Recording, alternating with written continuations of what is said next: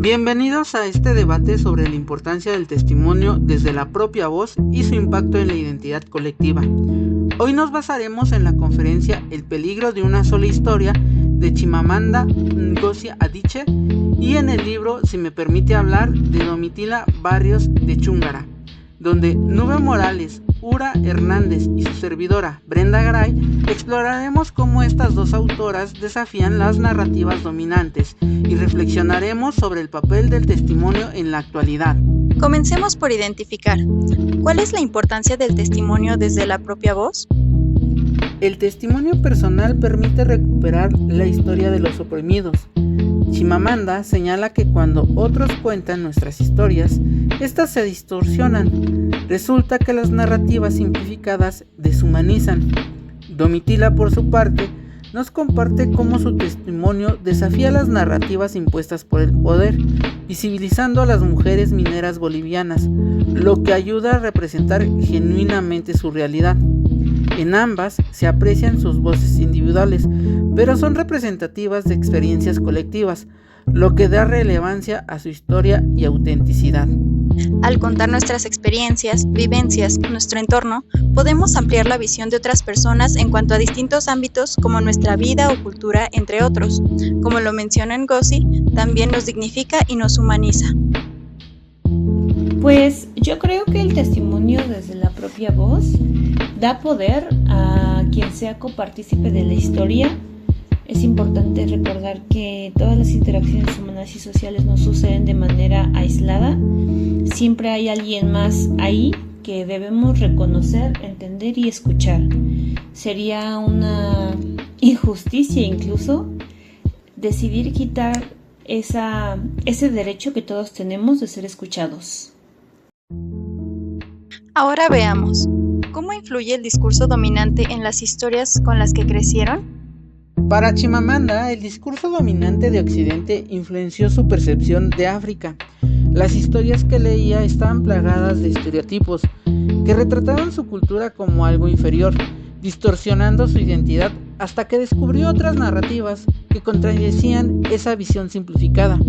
En el caso de Domitila, ella vivió un discurso donde las mujeres no tenían voz ni valor en las narrativas nacionales e internacionales, invisibilizando sus luchas. Su testimonio busca precisamente romper con esas opresiones discursivas.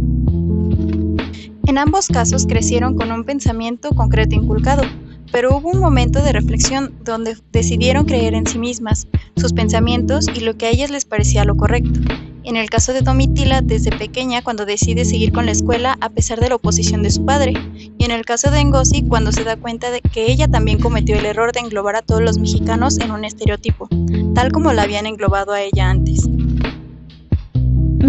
Pues a mi parecer, el discurso dominante tiene los recursos y medios para que su voz o su versión sea escuchada en su mayoría o simplemente pueda llegar a opacar la voz y las experiencias de aquellos que no son los dominantes, que no tienen esos recursos o que no tienen los medios. Eso hace que nuestra perspectiva o la manera en la que vemos esa historia solamente sea unilateral.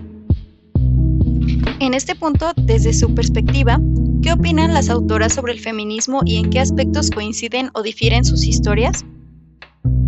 Chimamanda se identifica abiertamente como feminista y asume que esto debe ser inclusivo. Aboga por la igualdad de oportunidades y derechos. Lo evidencia en su obra, desafiando tanto el machismo como las estructuras de poder que lo sostienen. Domitila no se define como feminista, pero lucha claramente con las opresiones de género. En su testimonio denuncia la doble opresión que sufre por ser mujer y trabajadora minera. Lo interesante es que su lucha no se centra solo en la mujer, sino en la justicia social. En mi opinión, Domitila lo llega a tomar como algo no del todo correcto.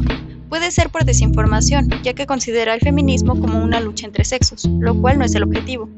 En el caso de Ngozi, su ensayo llamado Todos deberíamos ser feministas explica qué es el feminismo y ella misma se nombra feminista. Ambas utilizan sus voces para denunciar problemáticas, usan sus testimonios no para hablar de sí mismas, sino para visibilizar las luchas colectivas.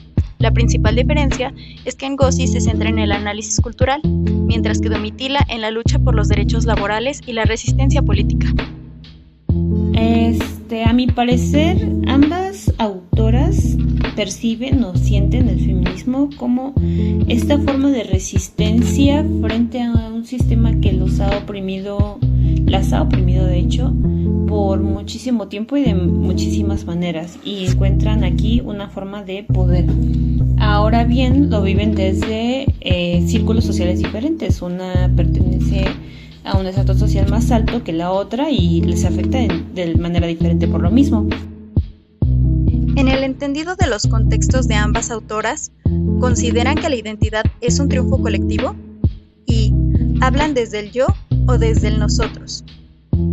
Chimamanda, aunque comparte su historia personal, enfatiza la pluralidad de las historias individuales como una forma de combatir los estereotipos. Para ella, contar historias diversas es cambiar la narrativa colectiva. En cambio, Domitila habla principalmente desde el nosotros. Su testimonio está profundamente enraizado en la colectividad, ya que su lucha es de toda una comunidad marginada y explotada. Ambas posiciones son válidas. La identidad puede ser tanto un triunfo personal como colectivo. Ambas utilizan el yo como punto de partida, pero se necesitan distintas voces y diversidad de experiencias, por lo cual se transforma en nosotros. De esta forma, la identidad es el resultado de múltiples historias que se entrelazan y así se llega a este triunfo, por la acción conjunta, la lucha que comparte la comunidad. 1, 2, 3. Creo que hablan desde ambos puntos de vista, tanto desde la experiencia individual como desde la colectiva. Al fin y al cabo son parte de una sociedad con la que tienen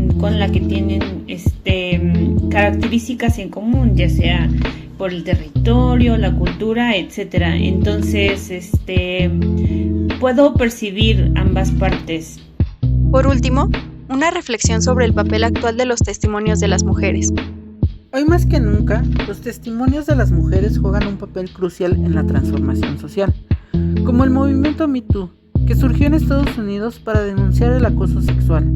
Estamos viviendo cómo estas voces han desafiado estructuras de poder y han forzado una conversación global sobre la desigualdad de género. El valor de estos testimonios radica en que no solo denuncian, sino que también visibilizan experiencias comunes que antes se mantenían ocultas. Estos testimonios resuenan en las luchas contemporáneas. Además de contar su propia historia y la de su comunidad, nos mostraron la importancia de contar múltiples historias y desafiar las narrativas dominantes. En el mundo persisten problemas como machismo, racismo, explotación laboral. Testimonios como estos nos ayudan a empoderarnos y a llegar a una transformación social. Me gustaría mencionar el ejemplo de la Ley Olimpia, donde gracias a una mujer que alzó la voz, muchas otras el día de hoy tenemos una ley que nos protege cuando alguien intenta exponer nuestra intimidad en Internet. Gracias a Olimpia tenemos una ley que nos ampara. Yo creo que para mí la reflexión más importante de todas es la que hacen respecto a que escuchar ambas voces o todas las voces no es responsabilidad solamente de quien se encarga de algún medio de distribución, medios de comunicación, etcétera, sino es también responsabilidad nosotras de activamente sentarnos a escuchar esa voz. Muchas gracias a todos por su atención, por escuchar nuestras voces. A nombre de Nube, Brenda y una servidora Aura, nos despedimos por esta ocasión. Hasta luego.